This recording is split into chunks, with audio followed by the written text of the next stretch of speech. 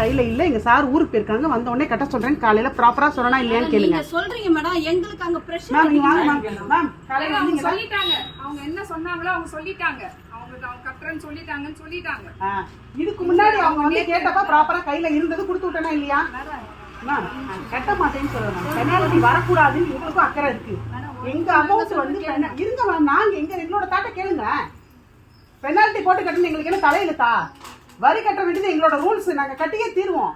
எல்லாரும் கையிலேயே வச்சுட்டு கட்டாம இருக்க மாட்டாங்க மேம். டைம் முடிஞ்சிச்சு மேடம். உங்களை வந்து செகண்ட் ஹாஃப் ஸ்டார்டிங் எடுத்தோன்னே உங்களை வந்து கேட்கல.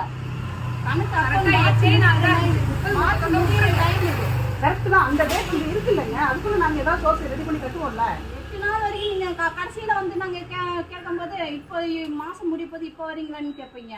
என்ன ஒண்ணுமே இன்னும் முடியல மேம், முடிஞ்சதுக்கு அப்புறம் கேளுங்க. முடியும் போது இல்லைன்னா இன்னும் 1 வீக்குள்ள முடிஞ்சிடும். 1 வீக்குள்ள முடியும். நீங்க சார் ஊருக்கு போயிருக்காங்க, வந்தாதான் சார் சொல்ல முடியும். நீங்க எப்படி வருவீங்கன்னு எனக்கு தெரியாது. 1 வீக் டைம் இருக்குன்னு எங்களுக்கு தெரியும். அவங்க வந்து காலையில சொன்னாங்க, நீங்க சார் ஊர்ல இருந்து வந்த உடனே கட்ட சொல்றேன்னு சொல்லிட்டேன். அவங்ககிட்ட அது தெளிவா சொல்லுங்க. கொடுத்திருக்காங்க. எனக்கு இங்க ஆக்சிடென்ட் ஆச்சு, எங்க சார் வெளியில வேலையை அலைஞ்சிட்டு இருக்காங்க மேம்.